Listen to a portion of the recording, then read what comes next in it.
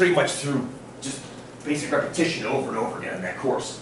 What I want to do is I want to take a trip back. Don't write all this down. Don't write all this down. This is a reference back to 243. It's not meant to memorize a bunch of formulas. I'm trying to show you guys where this stuff comes from, where the margin of error comes from. Because if we had to put a margin of error on that estimate, what would it be? What percentage would you put on that 47%? What would you say? Plus or minus what? 3%. 3%?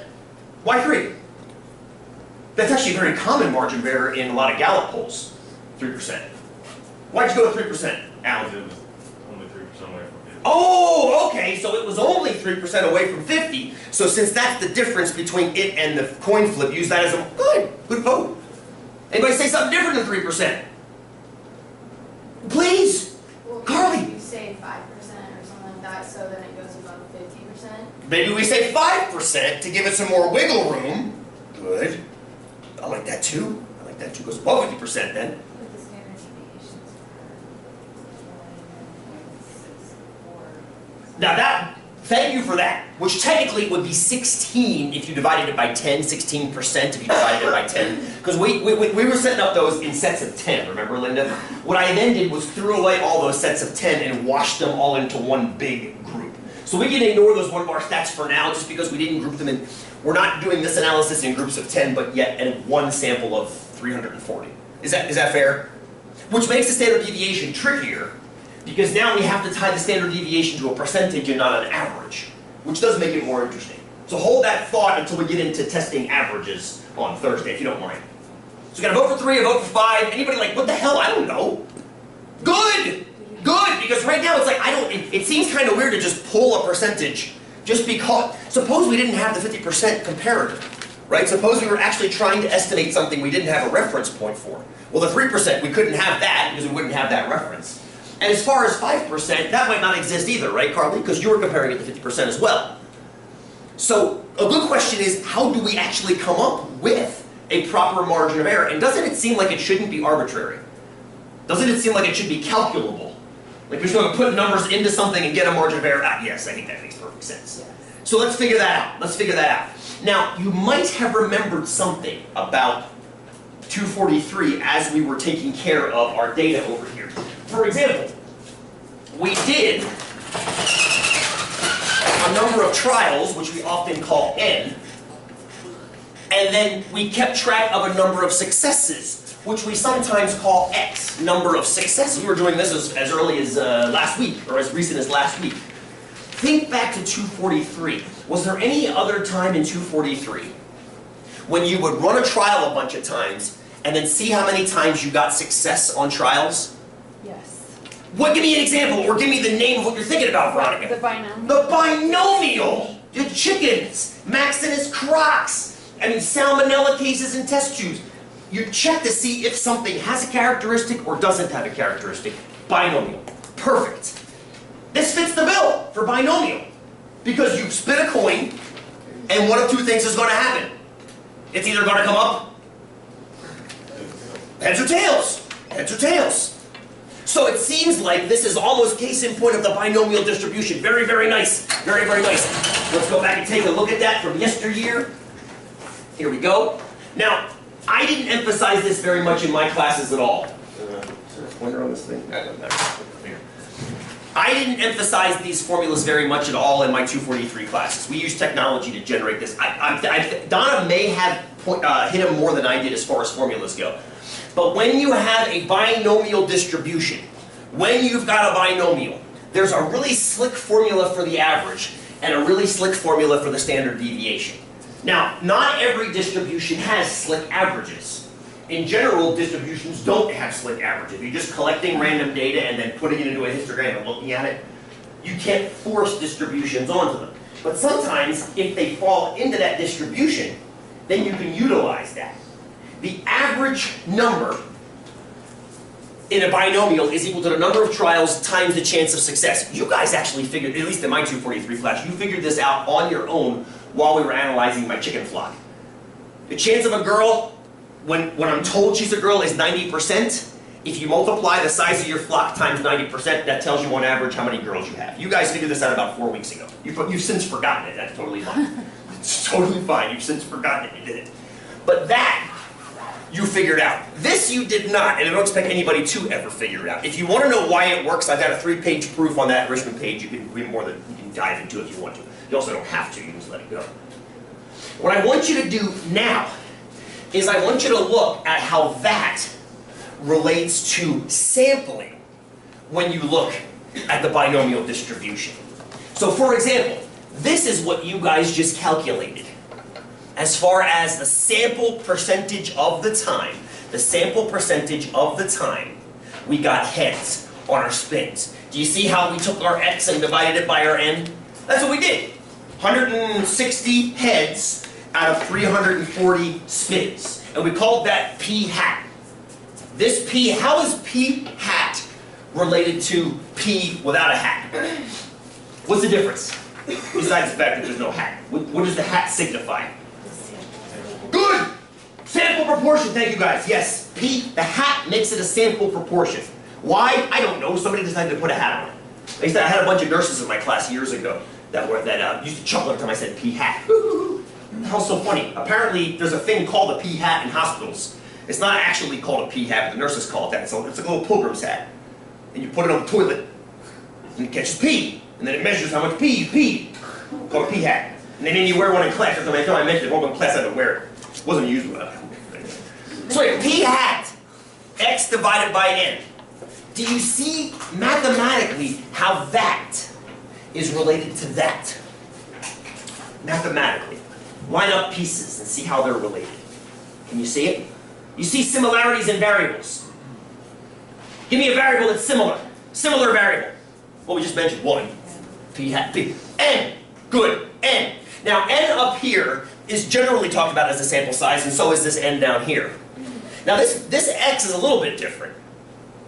But he's correlated to mu, and it's an average number of successes. This is in the population, and that's in the sample. If you want to think about it that way, population average versus sample average. Can you see mathematically how they're the same formula? If you were to multiply both sides of this by n, you would bring the n over to here, be n times p hat equals x, which looks an awful lot like n times p equals mu. That's the population variance, here's the sample variance. Mathematically, it does the exact same thing, except you've got one for a sample, one for a population. Cool? Does that make sense? Yeah. Excellent, excellent. This part probably won't make as much sense. It probably won't make as much sense. So I made a video for it, which is posted off of the extra practice page for this topic. This is the sample variant for the standard error, which is the sample version of standard deviation. Now this one looks a little bit more goofy because you're like, wait a minute, what's the big difference that you see in the two formulas? Oh, before you answer that question, what do you think Q hat is? Or Q, for that matter. What do you think Q is, for that matter? Quartile? Actually, it's not. Think similar to that, Nick. Thank you, sir. It's the chance of failure. It's a chance of failing. With little p is the chance of succeeding. Remember the girls? The chickens. It's 90% chance that a chicken sexed as a girl is actually a girl. That means there's a 10% chance she's a boy. That's what we call Q mathematically. P and Q are complementary and add to 1. So P and Q, 90 and 10 in that case. What do you think Q hat is? Sorry, I just did my little chicken neck thing. What do you think Q hat is? If P hat is your sample proportion of number of times we get heads, what do you think Q hat is? Sample failures. Sample failures! In this case, percentage of time we get? Tails. Beautiful. So it would be, if we mathematically, it would be 53%, where the P hat was 47%. So, knowing what those two are now, you see how they're right next to each other, multiplied right next to each other, just like they are up here. What's the largest difference between the population standard deviation and the sample standard error? Oh, do you see where n is? Where is n in the population's standard deviation? Next to P. Good, so it's multiplied by p. So p and q are multiplied by n. Where is n in the standard error? He's being divided into p hat and q hat. Now, I've learned not to do this in class anymore. I used to derive this in class and it just pisses students off. If you're interested in seeing the derivation of getting from one to the other, I made a video and you have access to it. It's all ready for you to go, okay? But here's why I want you to think about why it makes sense. Not mathematically, but logically. As you draw a larger and larger and larger sample, as you draw a larger and larger and larger sample, what should happen to your estimate? What should happen to your estimate and the plus or minus around that estimate as you draw more and more and more sample? Natasha, help me out. The standard deviation will go down. Shouldn't the standard error go down as you draw a larger sample? Well, if this was your formula, what would happen to your standard deviation if you drew a larger and larger sample? It would actually get larger, yeah? Because you're multiplying by n. It would actually expand. It needs to go down, which is indicative of the standard error formula, which is actually shrinking.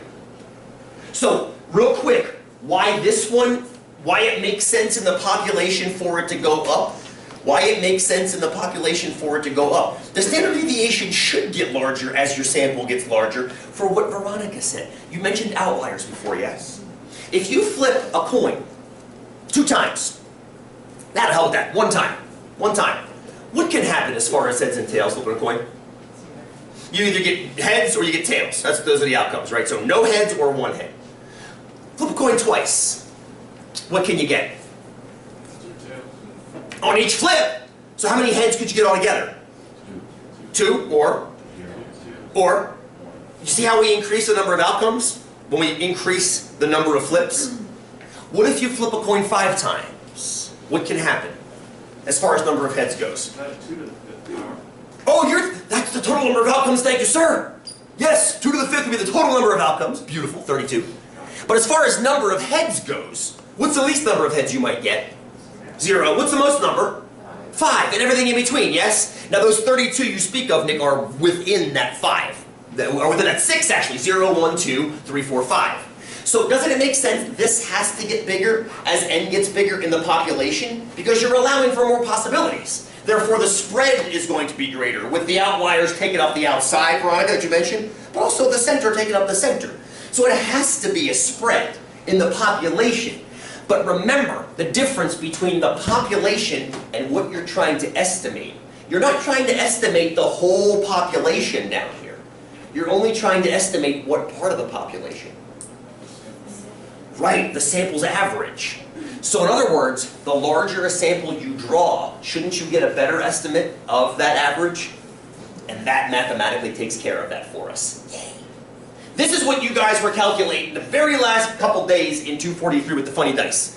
When you guys were rolling those funny dice and you got your bell curves, the standard deviations of those bell curves were this guy right here. Or this guy right here. Now, take a look where it goes from standard error over to margin of error. I emphasize the word margin of there. Because you guys mentioned actually margin of error before, yes? You mentioned margin of error. You didn't say standard error. What's the difference between the standard error and the margin of error, sometimes called an ME, sometimes called an MOE? Depends on who you read and what you're talking about. What's the main difference between this guy and this guy? Damn it, that formatting didn't hold up again. Hang on. I don't know why it is. Some PowerPoints, I lose this formatting. I want this to be subscripted. Hang on 1 second, guys. You're gonna be like, great, Sean, that's fantastic. It doesn't make any sense. What's the one difference between the standard error and the margin of error? Z factor. That little Z subcritical, that little thing right there out in front. Now, what do you remember about Z's from 243? Z's. What do you remember? Anything, anything. Throw out any word association. Z's from 243. What do you remember? Z-score. The formula to convert back and forth between raw scores and z-scores. Good. And that's exactly what this number is. It's a number of z-scores, or it's a z-score that's a number of standard deviations. We're going to do a quick recap here from 243.